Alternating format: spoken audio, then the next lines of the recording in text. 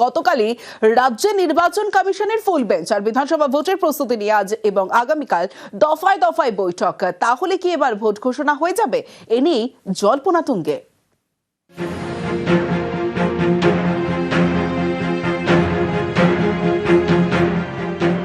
28 ফেব্রুয়ারি প্রথম ভোটার তালিকা প্রকাশ করে নির্বাচন কমিশন। এই তালিকায় বিচারাধীন 60 লক্ষের কিছু বেশি। তাদের নথি যাচাইয়ের কাজ চলছে। এরই মধ্যে রবিবার রাজ্যে নির্বাচন কমিশনের 13 সদস্যের ফুল বেঞ্চ।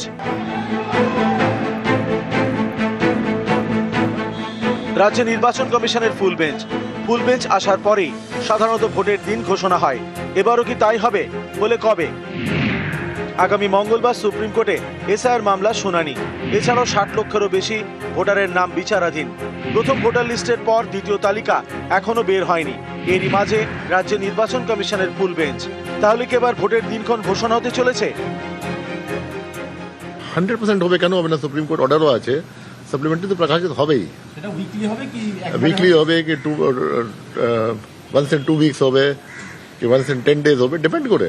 বাংলায় ভোট নেই, এটা আমার কোনো ভোট কেন হবে না? ভোট তো আছেই, যেটা আছে ভোট তো, তাহলে এখানে কমিশন কেন আসছে? ভোট প্রস্তুতি নিয়ে সোম ও মঙ্গলবার দফায় দফায় বৈঠক করবে নির্বাচন কমিশনের ফুল bench. Preparation for the assembly election কেমন আছে এখানে, ওটা মূল্যায়ন করার জন্য, উপদেশ দেওয়ার জন্য মিটিং আছে, যেখানে আপনার সব এনফোর্সমেন্ট এজেন্সি যেটা আছে, ডিওস আছে, এসপি আছে, পুলিশ কমিশনার আছেন, এদের সঙ্গে সবার সঙ্গে মিটিং আছে, প্রেস সঙ্গে মিটিং হবে, 8টা রেকগনাইজ পলিটিক্যাল পার্টিজ আছে, ওদের সঙ্গে মিটিং হবে। সিনিয়র অফিসার্স আছে স্টেট গভর্নমেন্ট, যেমন চিফ সেক্রেটারি আছেন, হোম সেক্রেটারি আছেন, ডিজি আছে, সিপিএ আছেন, বিভিন্ন ডিপার্টমেন্টের স্টেট গভর্নমেন্টের যে ইলেকশন সঙ্গে যুক্ত থাকে ওদের প্রিন্সিপাল সেক্রেটারি, এসিএস সেক্রেটারিদের সঙ্গে মিটিং আছে। নিউজ 18 বাংলা।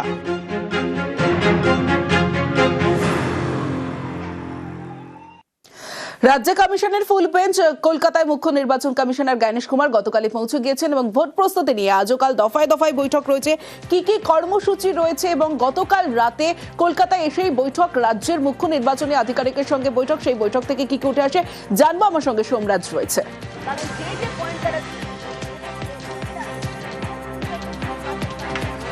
দেখো, আজকে মূলত জাতীয় নির্বাচন কমিশনের ফুল বেঞ্চ প্রথমেই বিভিন্ন রাজনৈতিক দলের প্রতিনিধিদের নিয়ে বৈঠক করবে। ইতিমধ্যেই বিজেপির তরফে প্রতিনিধি দল পৌঁছে গিয়েছে, আর কিছুক্ষণের মধ্যেই জাতীয় নির্বাচন কমিশনের ফুল বেঞ্চ রাজ্যের স্বীকৃত 8টি রাজনৈতিক দলের সঙ্গে বৈঠক করবে। মূলত প্রত্যেকটি রাজনৈতিক দলকে 15 মিনিট করে সময় দেওয়া হয়েছে। বিজেপি ইতিমধ্যেই গেছে, তৃণমূল কংগ্রেসের সময়সীমা রয়েছে 11টা, 11:30টার পর তৃণমূল কংগ্রেসের প্রতিনিধি দলও আসবে। বিজেপির পরে যাবে সিপিআইএম এর প্রতিনিধি দল, অর্থাৎ বামফ্রন্টের প্রতিনিধি দল, তারপর এক এক করে বিভিন্ন রাজনৈতিক দলের প্রতিনিধিরা যাবেন। এবারে যেটা বিষয় হচ্ছে, রাজনৈতিক দলের প্রতিনিধিদের তরফে জাতীয় নির্বাচন কমিশনের ফুল বেঞ্চের কাছে কি দাবি রাখা হবে, যেটা রাজনৈতিক মহল মনে করছে, যেহেতু এখনো পর্যন্ত আন্ডার অ্যাডজুডিকেশন 60 লক্ষেরও বেশি ভোটারের নথি রয়েছে, যার মধ্যে 8 লক্ষেরও বেশি ভোটারের নথির অভিযোগে নিষ্পত্তি করা গেছে, এখনো পর্যন্ত 52 লক্ষেরও নিষ্পত্তি বাকি রয়েছে। তাই এই পরিস্থিতিতে রাজ্যে বিধানসভা ভোট কিভাবে সম্ভব তা নিয়ে একাধিক রাজনৈতিক দলের তরফে জাতীয় নির্বাচন কমিশনের ফুল বেঞ্চের কাছে বেশ কিছু দাবি রাখা হতে পারে বলেই মনে করছে রাজনৈতিক মহল। সকাল 10টা থেকে দুপুর 12টা পর্যন্ত এই বৈঠক হবে বিভিন্ন রাজনৈতিক দলের প্রতিনিধিদের নিয়ে। তারপর দুপুর 12:30টার পর থেকেই প্রত্যেকটি জেলার জেলাশাসক, police super, police commissioner, IG, DIG র্যাঙ্কের অফিসারদের নিয়ে জাতীয় নির্বাচন কমিশনের ফুল বেঞ্চ বৈঠক করবে। এই বৈঠকটাই মূলত গুরুত্বপূর্ণ, তার কারণ রাজ্যের বিধানসভা ভোটকে সামনে রেখে জেলায় জেলায় আইন শৃঙ্খলা পরিস্থিতি, জেলায় জেলায় বিধানসভা ভোটের প্রাক প্রস্তুতি, অর্থাৎ বিভিন্ন জেলায় জেলায় এখনো পর্যন্ত কি কি প্রস্তুতি নেওয়া হয়েছে তা বিভিন্ন জেলাগুলি বা প্রেজেন্টেশনের মাধ্যমে তুলে ধরবে জাতীয় নির্বাচন কমিশনের ফুল বেঞ্চের সামনে। এই যে বৈঠকটি হবে দুপুর 12:30টার পর থেকে এই বৈঠকটি চলবে সন্ধে পর্যন্ত। এই বৈঠকটাই সব থেকে গুরুত্বপূর্ণ বৈঠক কমিশনের ফুল বেঞ্চের, তার কারণ এই বৈঠকেই কমিশনের ফুল বেঞ্চের তরফে জেলা ধরে ধরে বেশ কিছু গুরুত্বপূর্ণ নির্দেশ দেওয়া হতে পারে এবং তারপর আগামীকাল সকালবেলায় কেন্দ্রীয় বাহিনীর বিভিন্ন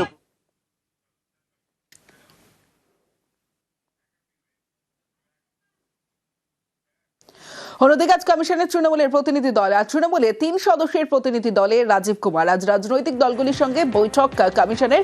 আর কমিশনের তৃণমূলের প্রতিনিধি দলে রয়েছেন রাজীব এবং ফিরহাদ চন্দ্রিমা। আমার সঙ্গে প্রতিনিধি আবির রয়েছে, কথা বলবো আবিরের সঙ্গে। কতটা গুরুত্বপূর্ণ এই বৈঠক এবং সেই বৈঠকে তৃণমূলের প্রতিনিধি দলে থাকছেন রাজীব কুমারও। দেখো, সাম্প্রতিক যে সংঘাতের আবহ নির্বাচন কমিশনের সঙ্গে রাজ্যের এবং বলা যায় শাসক দল তৃণমূল কংগ্রেসের, সেই আবহে এই বৈঠক অবশ্যই গুরুত্বপূর্ণ হতে চলেছে। সাধারণত প্রথামাফিক নির্বাচন কমিশনের ফুল বেঞ্চ যখন বিধানসভা নির্বাচনের আগে যখন আসেন তখন এই বৈঠকটা করা হয়, কিন্তু এই বৈঠকের ক্ষেত্রে তৃণমূল কংগ্রেসের যাওয়া অন্য মাত্রা পেয়েছে। তার কারণ কমিশনের সঙ্গে বারবার ধরে যে ধরনের সংঘাত তৈরি হয়েছে এবং বিশেষ করে তৃণমূল কংগ্রেসের অভিযোগ যে কমিশনের তরফ থেকে যে ধরনের নিয়ম তৈরি করা হয়েছে, নীতি নেওয়া হয়েছে, বিভিন্ন ক্ষেত্রে কাজ করার ক্ষেত্রে তারা যে এগুলো ঢিলিমি দেখিয়েছে তা নিয়ে সমস্যা তৈরি হচ্ছে এবং সাধারণ মানুষের যে ভোটের অধিকার, সেই ভোটের অধিকার ক্ষুণ্ণ হচ্ছে। মামলা সুপ্রিম কোর্ট পর্যন্ত বাড়ানোর পরে সুপ্রিম কোর্টের তরফ থেকে যে নির্দেশ দেওয়া হয়েছে সেই নির্দেশ পালন করা হচ্ছে না এবং বিশেষ করে বর্তমানে যারা এখনো পর্যন্ত বিবেচনাধীন বা বিচারাধীনের আওতায় রয়েছে তাদের ব্যাপারে কি সিদ্ধান্ত গ্রহণ দ্রুত কমিশন কি করে উঠতে পারবে এবং কেন জুডিশিয়ারি অফিসারদের তাদেরকে নিয়োগ করার কথা বলা হয়েছিল তাদেরকে দিয়ে দ্রুত শুনানি পর্ব করানো হচ্ছে না। অতীতে আমরা দেখেছি যে ডিসেম্বরের একেবারে শেষে অভিষেক তিনি গিয়েছিলেন জ্ঞানেশ কুমারের কাছে, পরবর্তী সময় মমতা বন্দ্যোপাধ্যায় তিনি যান জ্ঞানেশ কুমারের কাছে এবং বিভিন্ন সময় দাঁড়িয়ে দেখতে পাওয়া যায় যে তাদের তরফ থেকে যে অভিযোগ করা হয় যে তাদের সাথে কোনো ধরনের সাহায্য করা হয়নি, তাদের দাবিও বলা হয়নি এবং সেই কারণে তারা সুপ্রিম কোর্টের দ্বারস্থ হন। এই আবহের মধ্যে আজকে যাওয়া যে 3 জনকে পাঠানো হচ্ছে মনে করা হচ্ছে 3টে কারণে গুরুত্বপূর্ণ। রাজীব কুমার তিনি দীর্ঘদিন ধরে পুলিশের শীর্ষ আধিকারিক হিসেবে কাজ করেছেন, রাজ্যের বিভিন্ন জায়গাকার ভৌগোলিক অবস্থান এবং বাহিনী মোতায়েন বা নিরাপত্তা সংক্রান্ত বিষয় তিনি বক্তব্য রাখলে সেটা যথেষ্ট গুরুত্ব পেতে পারে।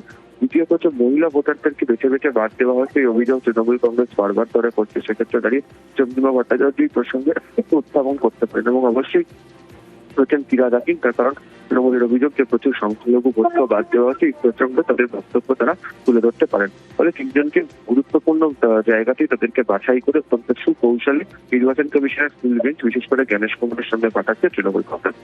বেশ,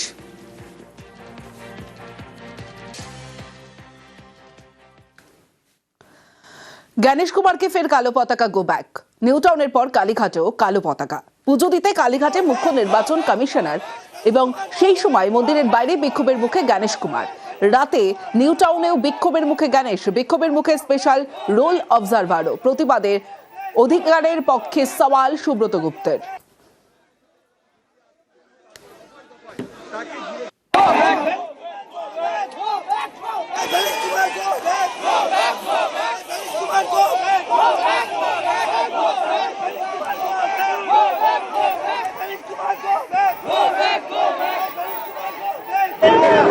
वेस्ट बंगाल के सभी भाई बहनों को